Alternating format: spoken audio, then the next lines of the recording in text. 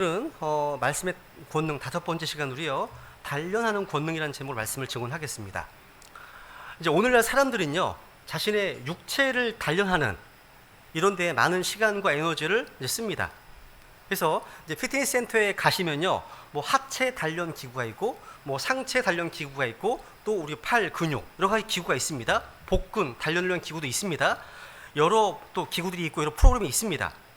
근데 여러분, 육체의 훈련보다 더 중요한 경건의 훈련이 있습니다.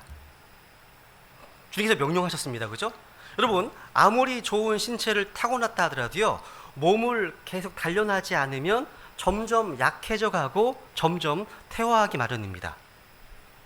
마찬가지입니다. 우리의 믿음 역시 단련되지 않으면 믿음이 퇴화되고 믿음이 약화됩니다. 사실 우리의 육신은요, 조금 약해도 괜찮습니다. 우리 겉사람은 날마다 쇠약해지거든요. 근데 우리의 속사람은 강해야 됩니다. 강건해야 됩니다. 그래서 주님께서는요, 우리의 마음을 강하게 하시고 단련하시는 겁니다. 오늘 이제 본문 시편 105편에 보시면요, 쭉 읽어보세요. 읽어보시면 시편 기자가요, 하나님께서 하신 일들을 찬양하고 노래하고 있습니다. 하나님께서 하신 일에 감사하고 그분을 찬양하고 있습니다. 하나님의 놀라우신 일들을 알고 선포하고 있습니다. 주님의 거룩하신 이름을 소리 높여 노래하고 있습니다. 우리 크리스찬들은요, 하나님께서 어떻게 일하시는지를 알고 그분께서 하신 일들을 찬양하고 감사하는 사람들입니다. 우리 시편 105편 1절, 2절, 3절 읽어볼까요? 시작. 오 주께 감사하며 그분의 이름을 부르고 그분께서 행하신 일들을 백성들 가운데 알릴지어다. 그분께 노래하며 그분께 시로 노래하고 너희는 그분의 모든 놀라운 일들을 말할지어다. 너희는 그분의 거룩한 이름을 자랑하라. 주를 구하는 자들의 마음은 기뻐할지어다. 우리는 하나님께서 어떤 방법으로 일하시는지를 알아야 됩니다. 하나님께서 무엇을 통해서 일하시는지를 알아야 됩니다. 하나님께서 어떤 과정을 통해서 우리를 사용하시는가를 알아야 됩니다. 우리 주님께서는요, 결과를 결코 무시하지 않으시지만 과정을 아주 중요하게 여기십니다. 과정을 무시한 결과는 잘못된 거예요. 결과가 중요하다면 과정도 중요하고 결과를 만드는 방법이나 원리 또한 중요한 겁니다. 여기서 과정이란 일하는 방식을 의미하는 거죠. 그래서 하나님께서 어떠한 방식으로 일하시는가를 알면 우리가 처한 상황을 이해하는 데 도움이 됩니다. 먼저 우리 하나님께서는요, 약속의 말씀을 통해서 우리를 단련시키심을 기억해야 됩니다.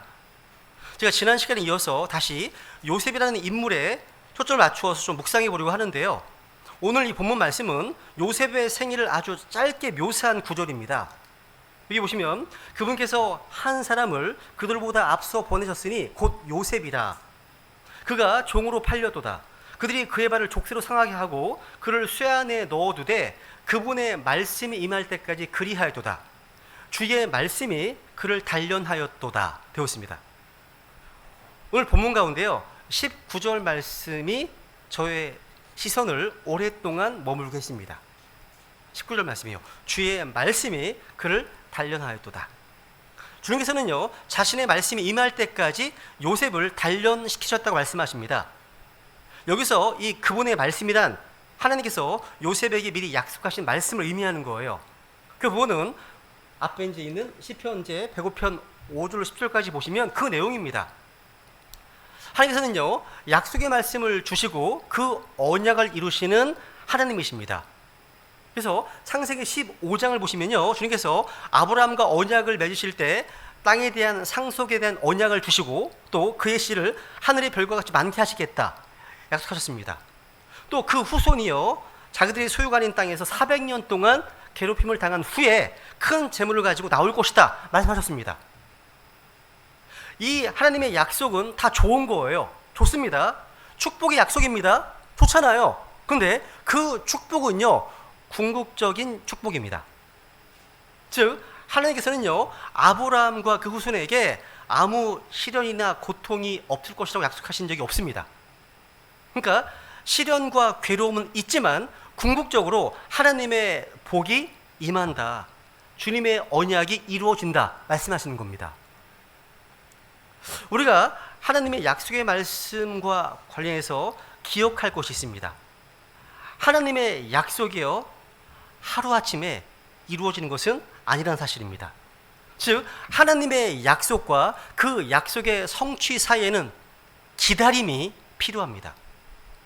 근데 문제가 뭐냐면 그 기다림이요 우리의 생각보다 길게 느껴진다는 사실이에요. 여러분, 하나님의 약속은요 패스트푸드가 아니에요. 하나님은 그런 방법으로 일하지 않으십니다. 오늘 우리가 약속의 말씀을 믿고 미래의 어떤 시점에 그 약속을 받게 됩니다. 우리가요. 그래서 오늘과 미래의 그 어떤 시점 사이의 거리는 우리가 믿음으로 행하는 삶이 돼야 됩니다. 그 사이가요. 그죠? 여러분, 하나님의 약속은요 보배롭고 지극히 큰 약속입니다. 지극히 크고 보배로운 약속들 말씀하시죠? 그죠? 이 약속은요 그 어떤 것과도 비교할 수가 없습니다. 기도할 때도 이 약속 붙들고 기도하시잖아요. 그죠? 여러분, 우리 크리스찬의 가장 큰 자산은요 하나님의 지극히 보배롭고 큰 약속입니다. 이 말씀이 우리를 도와주십니다. 이 약속에 견줄 만한 것은 아무것도 없습니다. 하나님의 약속은요 칠흑 같은 밤에 헤쳐나갈 수 있게 도와줍니다. 이 약속은요 가장 힘든 시기를 이겨낼 수 있도록 도와줍니다. 하나님의 약속은 가장 깊은 골짜기를 지날 수 있게 도와줍니다. 약속이요, 이 말씀이. 하나님께서요 아브라함을 주신 약속, 이삭과 야곱, 그리고 요셉에게 주신 약속은요 한글같이 하나님의 약속의 말씀과 관련됩니다. 주님께서는요 이 약속의 말씀을 주신 후에 그 약속의 성취를 바라보게 하시는 거죠. 그래서 창세기 37장에 나오는 요셉의 꿈도 하나님의 약속의 말씀과 연결되어 있어요. 다 이게요. 두 번째 하나님께서는요 시련을 통해서 우리를 단련시키십니다. 요셉을 단련시킨 것은 하나님의 말씀입니다. 여기서 단련이란 말에 주목해 보세요. 이 단어가 여러분 다 아시는 말씀에 기록되어 있습니다. 한번 보세요. 시편 12편 6절 7절 말씀 다시 받들었습니다. 시작. 주의 말씀들은 순수한 말씀들이니 흙 도가니에서 정제하여 7번 순수하게 만든 은 같도다. 오 주여, 주께서 그것들을 지키시며 주께서 그것들을 이 세대로부터 영원히 보존하시리이다 말씀하시네요. 여기 정제한다는 단어가 오늘 사용된 단련이라는 영어 단어와 같습니다. tried. 여러분, 정제한다는 단어는요 보통 금속 물질을 함유한 어떤 광석을 뜨거운 용광로에 넣어서 재련하는 겁니다. 그래서 순도 높은 금속을 뽑아낸다는 거죠. 즉 재련의 목적으로 금속을 녹여서 불순물을 빼내는 작업을 뜻합니다. 이게 정제예요, 정제. 그래서 시편 66편에 보시면 이 try, 단련을요 풀업으로 설명합니다. 오 주님 하나님이여, 주께서 우리를 시험하시되 우리를 재련하는 것 같이 우리를 단련하셨나이다 되어 있네요. 이 try를 풀업으로 설명하고 있습니다.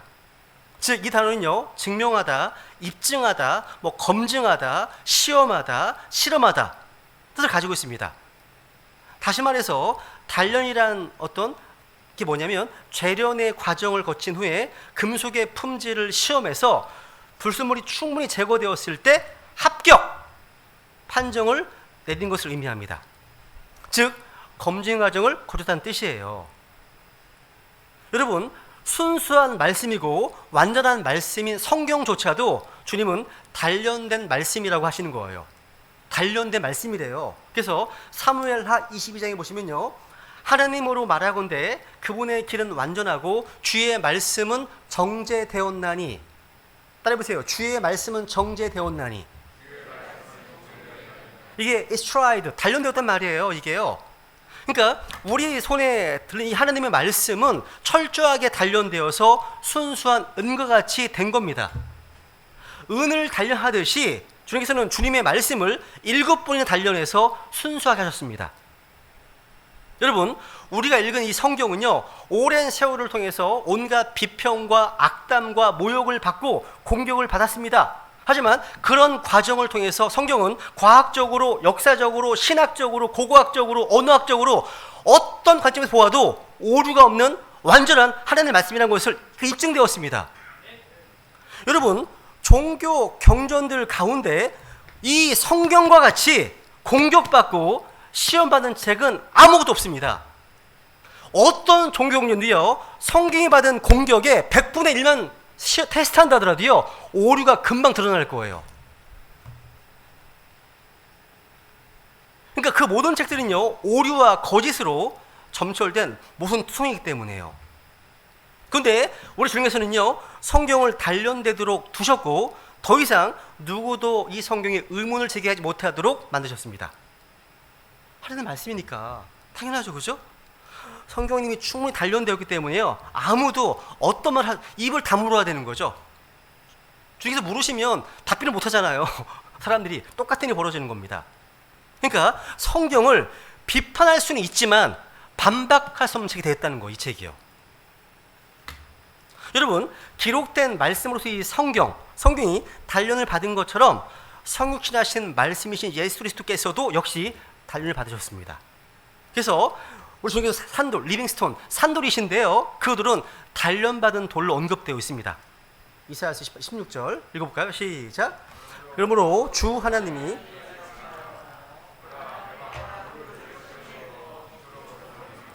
곧 단련된 돌이요 보배로운 모퉁이 돌이며 견고한 기초로다. 믿는 자는 다급하지 아니하리로다. 야, 보시면 단련된 돌 누굽니까? 바로 예수 그리스도십니다. 단련된 돌이십니다. 우리는 보통 단련된 돌, 정제된 돌을 보석이라고 얘기합니다. 모든 보석은요, 강한 열과 압력을 통해서 단련받은 돌들을 이렇게 얘기하는 겁니다. 보석이요. 그렇다면 하나님께서 요셉을 말씀으로 단련했다는 의미는 시련을 통해서 요셉에게 강한 열과 압력이라는 훈련을 통해서 그 안에 있었던 불순물을 제거한 후에 요셉을 정금처럼 사용하셨다는 의미입니다. 그러니까 우리 주님께서는요, 먼저 단련하신 후에 요긴하게 사용하십니다. 그러니까 먼저 트라이를 하시는 거예요. 그 다음에 사용하신다는 거예요. 하나님이 먼저 단련하신 후에 그 다음에 축복하십니다. 이게 하나님의 순서예요. 그래서 시편 66편 하셨죠, 그죠? 보세요. 주님께서요, 우리의 삶 가운데요, 불과 물을 통과하게 하시는 것은요, 우리를 더 강하게 하시기 위한 겁니다. 보시죠, 보시면요, 우리가 불과 물을 통과하였사오나 주께서 우리를 꺼내서 풍요로운 곳으로 데려가셨나이다 말씀하시네요. 그러니까 불을 통과하기도 하시고 또 물을 통과하기도 하신다는 거죠. 왜 그럴까요? 우리를 더 강하게 하시기 위해서. 저는 이것이 일종의 담금질이 아닐까 싶어요. 담금질이 뭐예요? 높은 온도에서 어떤 달군 금속 재료를요, 물에 넣어서 급격하게 냉동시키는 일이잖아요. 그걸 반복하게 되면 강도가 높은 금속을 만들어낼 수 있습니다. 점점. 우리가 검을 만들 때도 계속 막 달구잖아요, 그죠? 당근질 하잖아요. 강하게 하기 위해서. 똑같은 거예요. 하나님께서는요, 욥도 단련하셨습니다. 욥기 23장 10절 읽습니다. 시작. 그러나 내가 가는 길을 그분께서 아시나니 그분께서 나를 단련하신 뒤에는 내가 금같이 나오리라. 욥을 단련하신 뒤에는 내가 금같이 나오리라 하시네요. 우리 주님께서는요, 우리를 사랑하시고 우리에게 복 주시기를 원하십니다. 우리를 귀히 사용하기 원하신다는 거죠. 그래서 때로 시련을 허락하시는 겁니다. 은을 단련하고 금을 단련하고 쇠를 단련하시는 것처럼 시련이라는 용광로를 통과하게 해서 우리 안에 있는 찌꺼기를 제거해 주시는 겁니다. 그래서 잠언 25장 4절에 보시면 은에서 찌꺼기를 제거하라. 그리하면 정련공을 위한 그릇이 나오리라 말씀하십니다. 여러분, 찌꺼기, 이런 불순물은요, 누구에게나 다 있어요. 다 있습니다. 그 찌꺼기 때문에 주인의 쓰심이 합당하지 못하게 되는 거고 모든 선언에 쓰임 준비되지 못하는 겁니다. 하나님께서는 우리를 말씀을 통해서 또 시련을 통해서 단련하시는 거예요. 우리를 정결케 하시기 위해서, 우리를 쓰시기 위해서라는 거죠. 합당한 그릇으로요. 그죠? 그래서 디모데 후서에 보면 바울이 자기의 영적 아들 디모데에게 하나님께 기 쓰임받는 깨끗한 그릇이 되라고 고민하는 겁니다. 있습니다. 시작. 그러나 큰 집에는 금그릇과 은그릇뿐 아니라 나무그릇과 질그릇도 있어 어떤 것들은 존귀에 이르고 어떤 것들은 수치에 이르나니 그러므로 사람이 이런 것들로부터 자기를 깨끗하게 하면 존귀에 이르는 그릇 곧 거룩히 구별되어 주인이 쓰기에 합당하며 모든 선한 일에 예비된 그릇이 되리라 말씀하시네요. 그렇다면 여러분, 하나님께서 요셉과 우리를 어떠한 시련의 과정을 통해서 단련시키실까요? 한번 요셉의 생애를 통해서 한번 제가 정리해봤습니다. 그러니까 우리를 단련시키는 몇 가지 시련을 한번 보려고 하는데요. 이런 방식을 통해서 단련하십니다. 요셉입니다. 첫 번째, 하나님께서는요, 미움받음을 통해서 우리를 단련하십니다. 미움받는 거. 요셉이요, 아버지 야곱의 사랑을 받을 때 형제들이 요셉을 미워했습니다. 또 요셉이요, 자기가 꾼 꿈을 말했을 때에도 형제들이 또 미워했죠. 그래서 창세기 37장에 보시면요, 이제 이스라엘이 자기의 모든 자식들보다도 요셉을 더 사랑하였으니 이는 그가 노년에 얻은 아들이기 때문이더라. 그가 그를 위하여 채색옷을 지었더라. 그의 형제들은 자기들의 아버지가 그의 모든 형제들보다 그를 더 사랑하는 것을 보고 그를 미워하며 그에게 평안하게 말도 할 수 없었더라. 요셉이 꿈을 꾸고 그 꿈을 자기 형제들에게 고하매 그들이 그를 더욱 미워하더라. 또 뒤에 8절에 보시면 또 보세요. 그를 더욱 미워하더라. 그의 꿈과 말 때문에. 이 요셉의 형들은요, 지금 요셉에게 그 미움이 깃들었습니다. 이것이 나중에 더 시기하게 만들었습니다. 보세요. 형들은 그를 시기하되 말씀하고 있네요. 하나님은요, 이 미움받은 모든 과정을 통해서 요셉을 단련하셨습니다. 요셉의 형제들은 요셉을 구덩이에 던져 넣었습니다. 그리고 그의 채색옷을 찢었습니다. 그리고 이스마엘 사람들에게 종으로 팔았습니다. 그를 아버지 야곱과 생이별하게 만들었습니다. 요셉은요, 17살의 어린 나이에 말할 수 없는 시련을 통과했습니다. 가장 혹독한 아픔은 사랑하는 아버지와의 생이별, 그 아픔이었을 겁니다. 그런데 놀랍게도 시편은요, 하나님께서 요셉을 종으로 팔려가도록 하셨다고 말씀하십니다. 하나님께서 하셨대요. 하나님께서. 보세요. 읽어보세요. 시작. 그분께서 한 사람을 그들보다 앞서 보내셨으니 곧 요셉이라 그가 종으로 팔렸도다 되어 있네요. 그러니까 하나님께서 어떤 목적을 위해서 요셉을 보내셨고 요셉이 종으로 팔려가게 허락하셨다는 거죠. 그 뒤에 하나님이 계시다는 겁니다, 여러분. 두 번째, 하나님은요, 낯선 환경을 통해서 우리를 단련하십니다. 낯선 환경. 우리는 변화를 원합니다.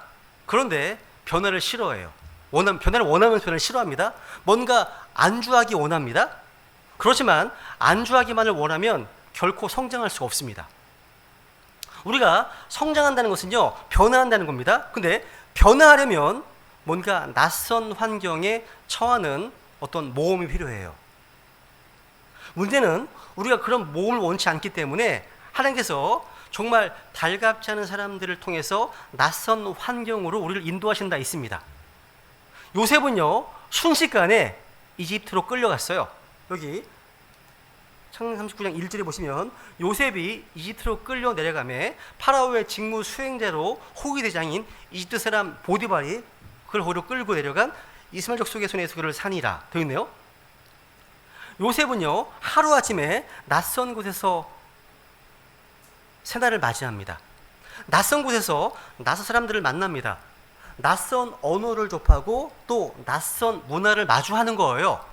다 낯설어요, 지금. 거기서 요셉은 낙심하지 않았습니다. 울며 한탄하지도 않았습니다. 요셉은 새로운 언어를 배우고 새로운 문화를 배웠습니다. 물론 외로웠을 거예요. 그죠? 많이 울었을 겁니다. 또 요셉은 종살이를 하게 되었잖아요. 이게 요셉이 원해서 이집트에 온 게 아닙니다. 끌려온 거예요. 끌려온 겁니다. 그런데 바로 거기서 하나님께서 자기와 함께 하심을 경험하는 거예요. 거기서. 그래서 여기 보시면 주께서 요셉과 함께 계심으로 또 그의 주인이 주께서 그와 함께 하심을 보고 또 주께서 그가 한 모든 일을 그의 손에서 형통하게 하심을 보았더라 되어 있네요. 그러니까 요셉이요, 낯선 곳을 향해 갈 때 요셉보다 먼저 앞서가신 분이 계시다는 겁니다. 바로 하나님이셨습니다. 무슨 얘기냐면 하나님께서 우리를 낯선 곳으로 보낼 때는 우리만 가는 게 아닙니다. 바로 하나님께서 친히 함께 하십니다. 하나님이 앞서 행하신다는 겁니다.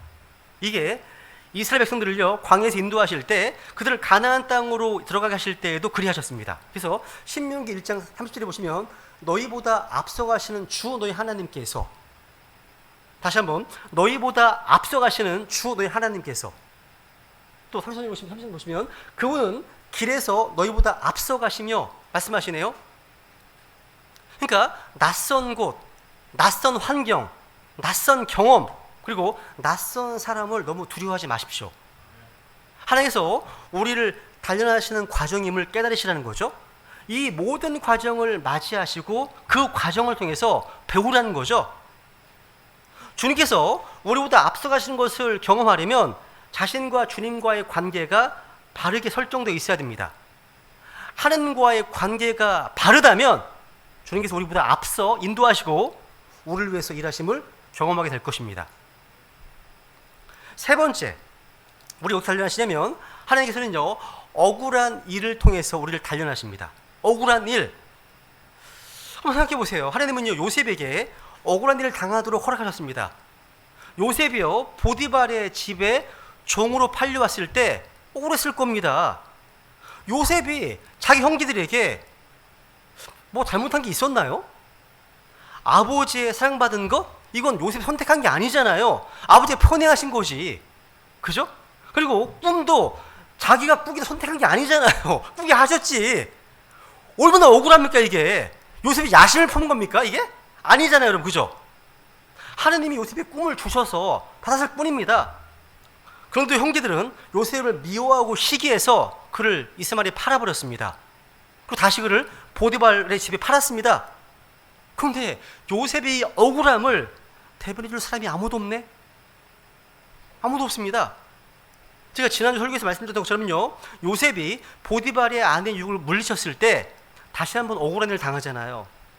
그녀의 잠자리 요구를 거절한 요셉에게 분을 품은 보디발의 아내가 누명을 씌우지 않습니까? 그러자 보디발이 요셉을 감옥에 가두었습니다. 역시 이 억울함을 대변해 줄 사람이 아무도 없었습니다. 근데 창세기 40장에 보시면요, 요셉이 잠 맡은 자의 꿈을 해석해 주는데요, 그때 요셉이 잠 맡은 자에게 부탁한 말을 들어보세요. 보세요. 한번 읽어보세요. 시작. 오직 당신이 잘 되시거든 나를 생각하고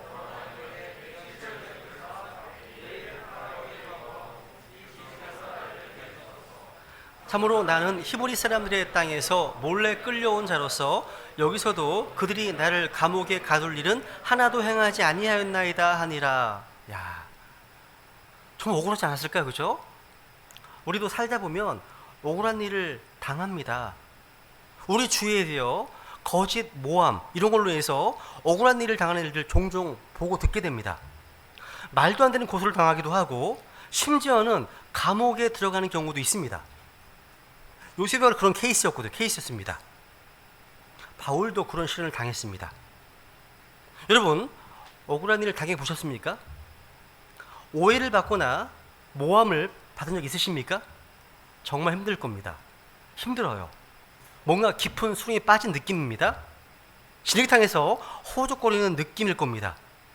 또 억울한 일을 호소해도 믿어주지 않는 주위 사람들 때문에 눈물겨운 날들을 더 보내게 될지도 모릅니다.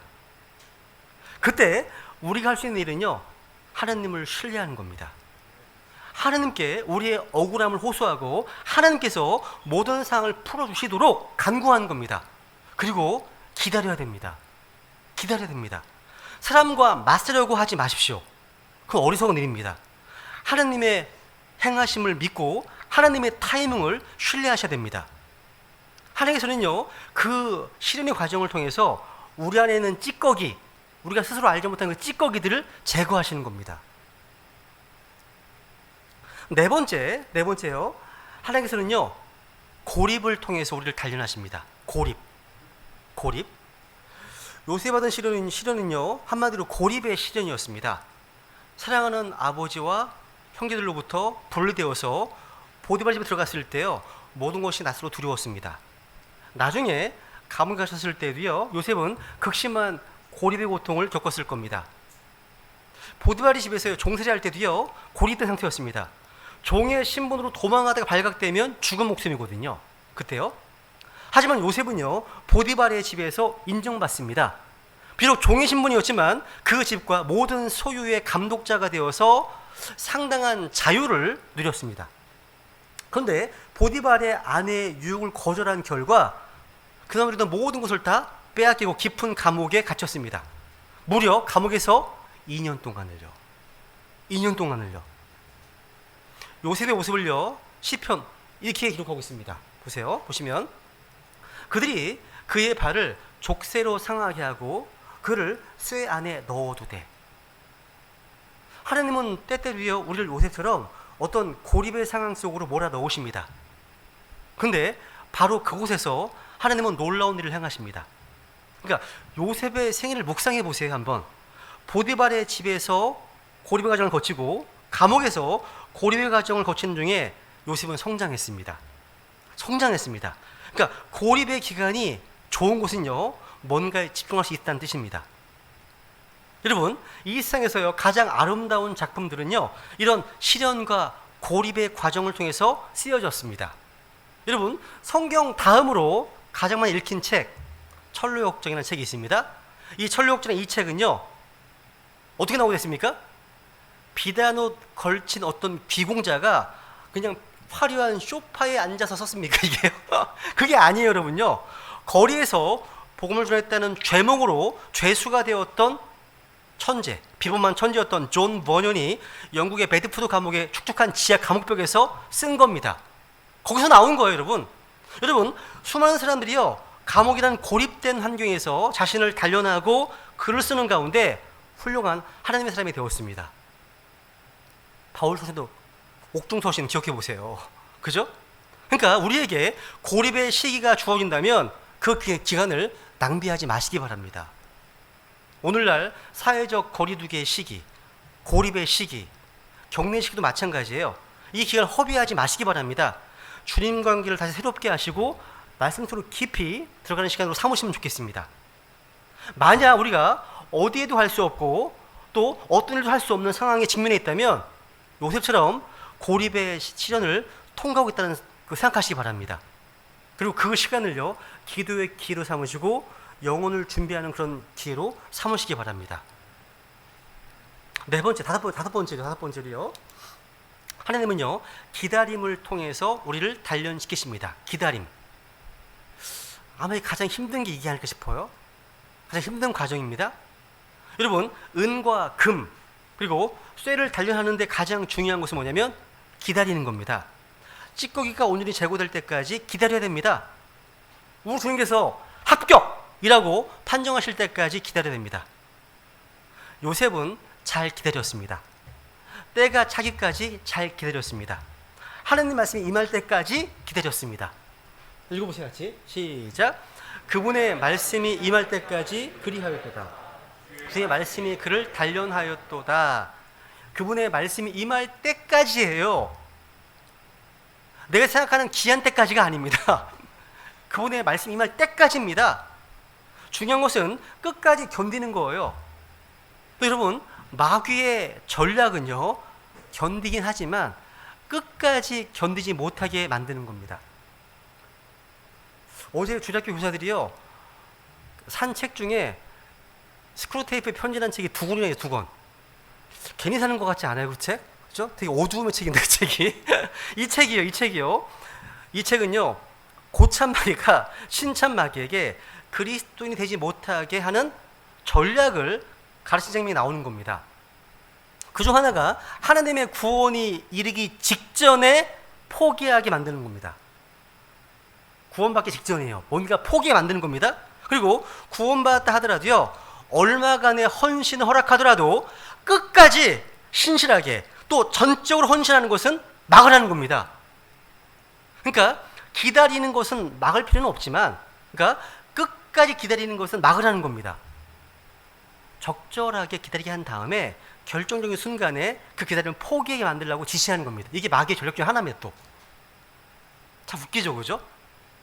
여러분, 단련. 따라해봐. 단련. 여러분, 단련은요, 음이든 금이든 철이든 재련의 과정을 거쳐 합격 판정을 받는 거예요. 그렇다면 인생의 불같은 시련이 극렬하다 하더라도 잠잠히 견뎌야 됩니다.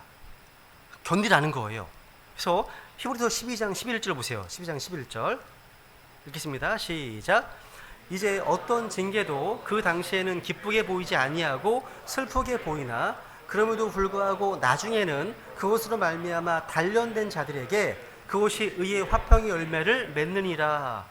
욥의 고백 들어보세요. 다시 한번 시작. 그러나 내가 가는 길을 그분께서 아시나니 그분께서 나를 단련하신 뒤에는 내가 금같이 나오리라 말씀하시네요. 성도는요, 고난 속에서 만들어진다, 이런 말을 합니다. 고난 속에 만들어진다. 여러분, 여기 피아노가 있습니다. 이 피아노 줄이에요.